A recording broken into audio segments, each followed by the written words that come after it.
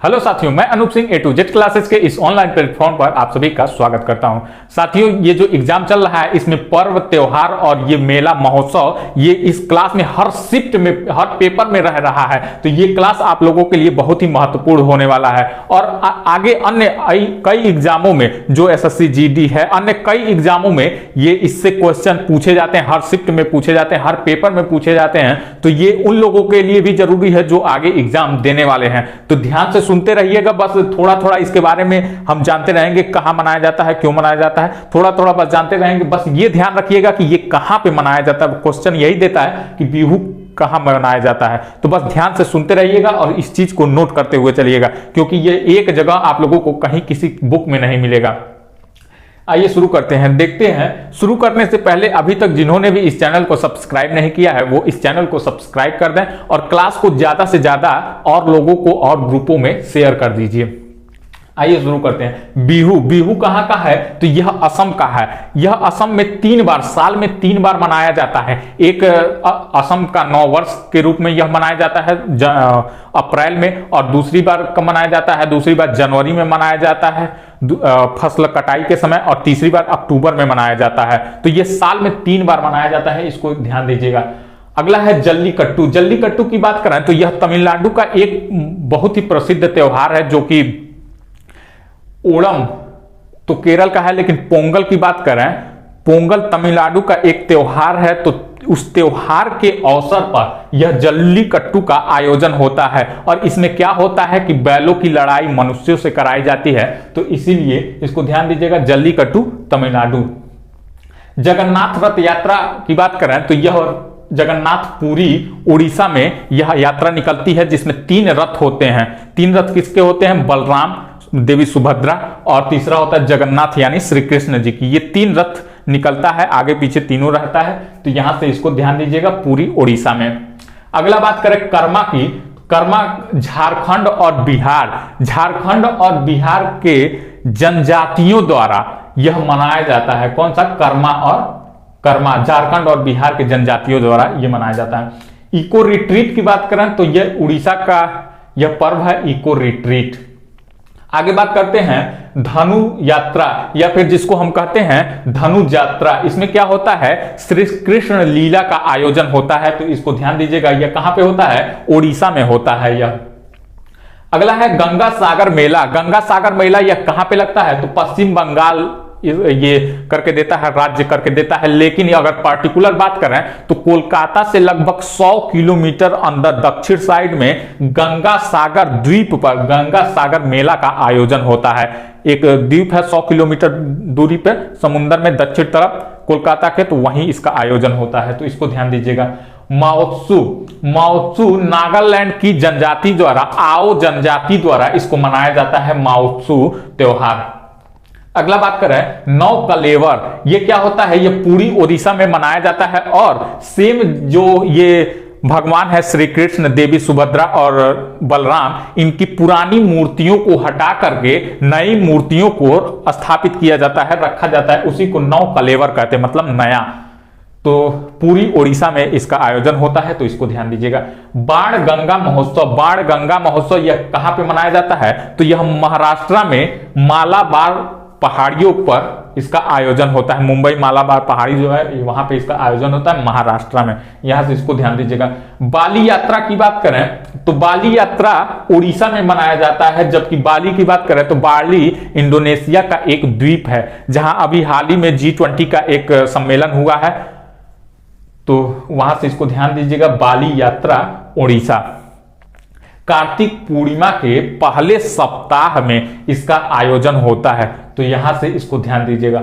Flamingo festival की बात करें तो फ्लेमिंगो फेस्टिवल आंध्र प्रदेश में मनाया जाता है, फ्लेमिंगो फेस्टिवल।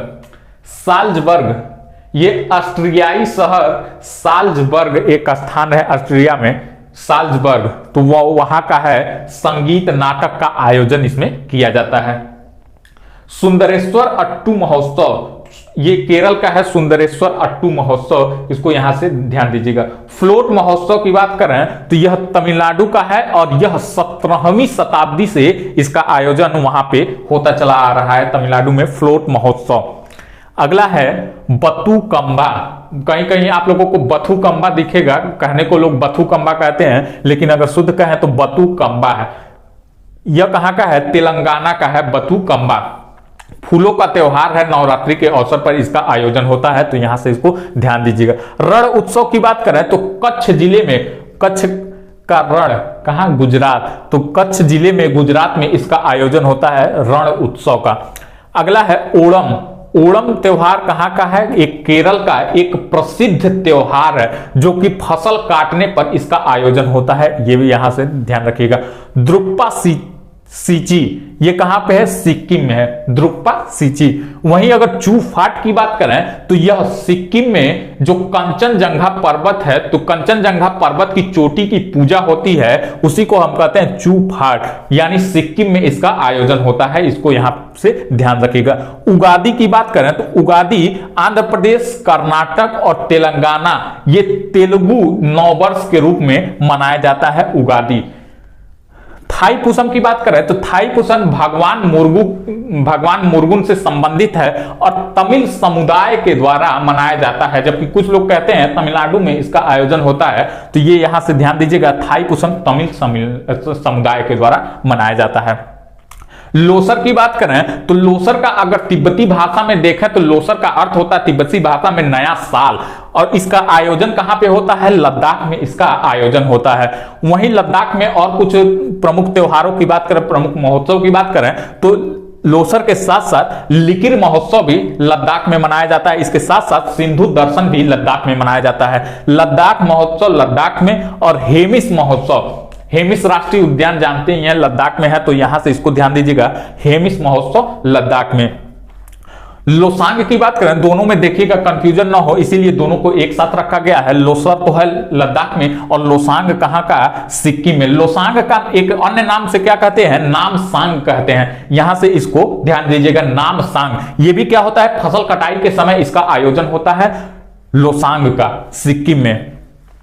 आल सोल्ड डे, आल सोल्ड डे ये ईसाई धर्म से संबंधित है। मृतकों की स्मृतियों में 2 नवंबर को इसका आयोजन होता है। आल सोल्ड डे का आयोजन होता है मृतकों की स्मृतियों में 2 नवंबर को।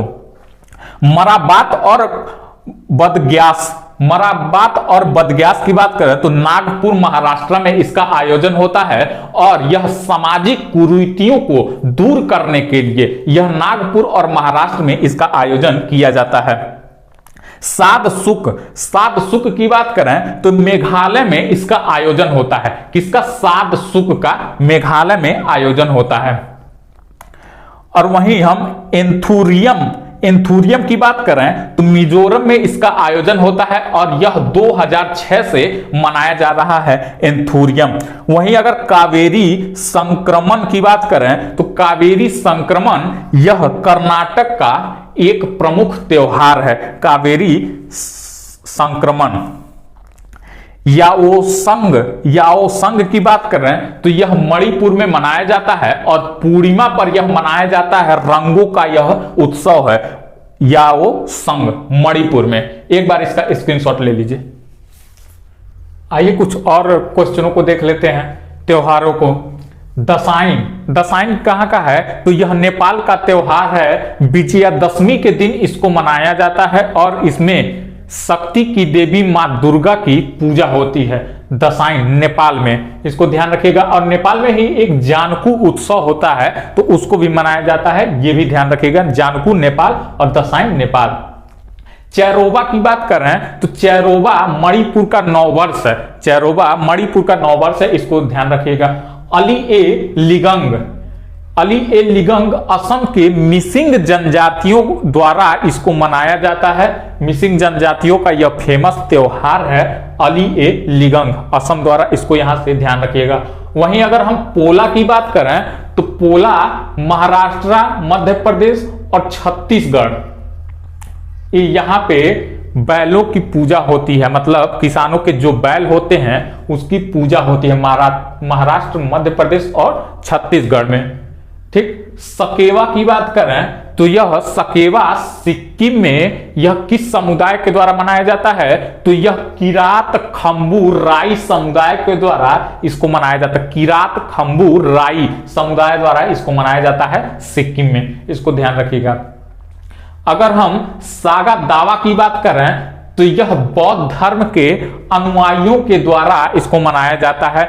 माना जाता है कि बौद्ध धर्म का जन्म, उनका उपदेश, उनका महापरिनिर्वाण जो भी है, ये बौद्ध धर्म के अनुयायियों द्वारा इसको मनाया जाता है, सागा दावा। अगर हम जावा की बात करें तो जावा झारखंड की अविवाहित लड़कियों के द्वारा इसको मनाया जाता है। और इसमें क्या होता है कि जो अविवाहित लड़कियां होती हैं वह अपनी प्रजनन क्षमता की, मतलब प्रजनन क्षमता बेहतर हो सके, इसके लिए इसमें पूजा करती हैं और इसके साथ साथ बेहतर भाग्य के लिए इसमें पूजा करती हैं जो अविवाहित लड़कियां होती हैं। तो जावा को भी ध्यान रखिएगा। अगर हम सिग्मो फेस्टिवल की बात करें तो यह गोवा में मनाया जाता है। सिग्मो उत्सव जिसको उत्तर भारत में हम होली के नाम से जानते हैं, वही गोवा में सिग्मो फेस्टिवल के नाम से जाना जाता है, इसको ध्यान रखिएगा। अगर हम तिया की बात करें तो जिसको हम लोग तीज कहते हैं, वही पंजाब में तिया के नाम से जाना जाता है, तो इसको ध्यान रखिएगा। वहीं अगर हम हेमिस की बात करें तो हेमिस लद्दाख में जो बौद्ध धर्म का सबसे बड़ा मतलब एक मठ है जिसका नाम है हेमिस गुम्फा, तो वहां पे इसका आयोजन होता है। हेमिस गुम्फा मठ में लद्दाख में इसका आयोजन होता है, इसको ध्यान रखिएगा। अगर वहीं हम मदाई की बात करें तो मदाई बस्तर क्षेत्र में केसरपाल और केसरपाली देवी की उपासना इसमें की जाती है। मदाई में बस्तर क्षेत्र में ये मनाया जाता है।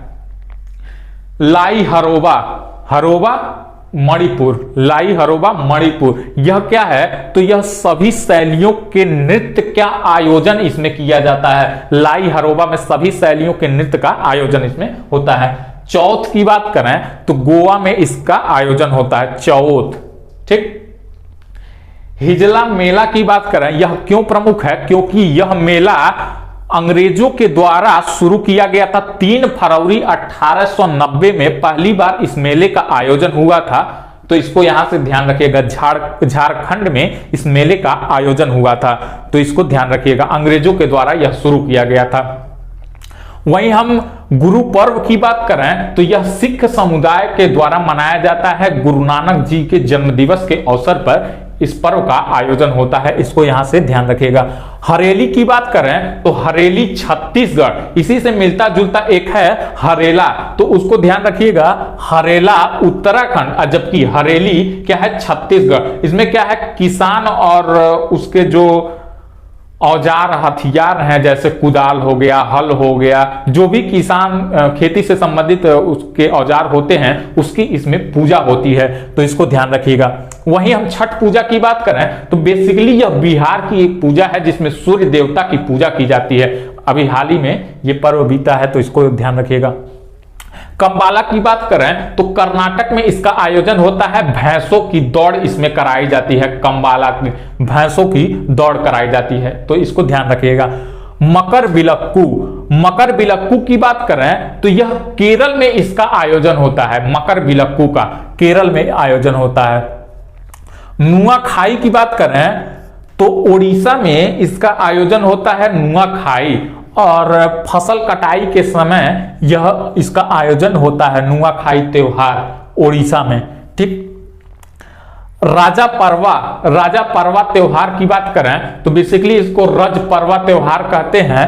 यह ओडिशा का एक त्योहार है। इसमें धरती माता के 3 दिन के मासिक धर्म की पूजा होती है। मतलब क्या कि ऐसा माना जाता है कि बरसात हुई है और पहली बारिश को क्या माना जाता है कि धरती माता का मासिक धर्म आया हुआ है, तो इसमें खेती से संबंधित कोई भी कार्य नहीं होता है। मतलब कुड़ाई, जुताई, बुआई कोई भी काम नहीं होता है। साथ ही साथ जो कंस्ट्रक्शन का काम होता है, जैसे अगर न्यू का निर्माण करना है जमीन खोद करके, तो वो भी इसमें नहीं किया जाता है। तो ऐसा माना जाता है कि धरती माता का मासिक धर्म आया हुआ है और 3 दिन तक इसका आयोजन होता है। ध्यान रखिएगा, राजा परवा उड़ीसा में। अगला बात कर रहे हैं बल्लम कली। बल्लम कली केरल का है, इसमें नौका दौड़ होता है बल्लम कली, और यह ओणम त्योहार के अवसर पर इसका आयोजन होता है, तो इसको ध्यान रखिएगा। वहीं हम सरहुल की बात करें तो सरहुल झारखंड में इसका आयोजन होता है, सरहुल त्योहार का। झारखंड में ही सोहराई पर्व का आयोजन होता है और यह सोहराई पर्व दिवाली के तुरंत बाद ही इसका आयोजन होता है, तो इसको यहां से ध्यान रखिएगा।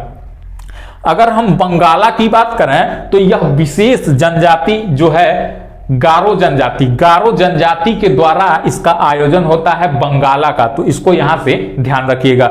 वहीं अगर हम लठमार होली की बात करें तो यह उत्तर प्रदेश के मथुरा जिले में इसका आयोजन होता है और नंदगांव और बरसाना गांव जो है, यहाँ के नंदगांव के पुरुष और बरसाना की महिलाएं इस खेल को खेलती है, लाठी से होली होता है यहाँ पे, तो इसको ध्यान दीजिएगा, मथुरा के नंदगांव और बरसाना में।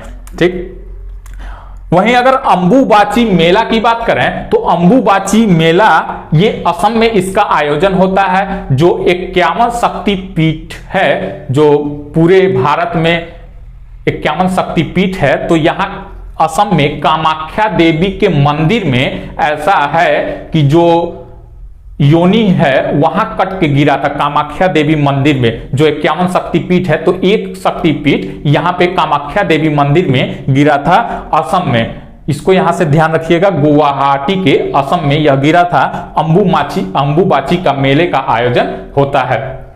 इसमें क्या होता है कि जब ये मेला लगता है उसके 3 दिन पहले उस मंदिर का दरवाजा अपने आप बंद हो जाता है और यह ऐसा माना जाता है कि इसमें रजस्वला आया हुआ है माता का, और 3 दिन तक ये दरवाजा बंद रहता है। चौथे दिन इसको खोला जाता है और उस मंदिर को नहला वहला कर और सुबह में इसको खोला जाता है, तो सभी लोग इसका दर्शन करते हैं। और ऐसा माना जाता है कि जो इसका दर्शन करता है वो पापों से उसकी मुक्ति हो जाती है। तो यहां से ध्यान रखिएगा, अंबुबाची का मेला असम में इसका आयोजन होता है। वहीं हम बात करें चपचार कूट की, तो यह मिजोरम में इसका आयोजन होता है और जंगल की सफाई के बाद इसका आयोजन होता है, मतलब मार्च महीने में इसका आयोजन होता है चपचार कूट महोत्सव मिजोरम में। ध्यान रखिएगा। उत्तरायण की बात करें तो उत्तरायण अहमदाबाद के गुजरात में इसका आयोजन होता है और अंतरराष्ट्रीय पतंग महोत्सव का आयोजन यहां पे होता है उत्तरायण अहमदाबाद गुजरात में, तो यहां से इसको ध्यान रखिएगा। वहीं हम नलवारी की बात करें तो नलवारी हिमाचल प्रदेश में पशु मेला है, हिमाचल प्रदेश का पशु मेला है नलवारी। तो आई होप ये पूरा पर्व आप लोगों को समझ में आया होगा। अगर आप लोगों को वीडियो अच्छी लगी हो तो वीडियो को लाइक कीजिए, शेयर कीजिए, और अभी तक जिन्होंने भी इस चैनल को सब्सक्राइब नहीं किया है वो इस चैनल को सब्सक्राइब कर दें। धन्यवाद साथियों।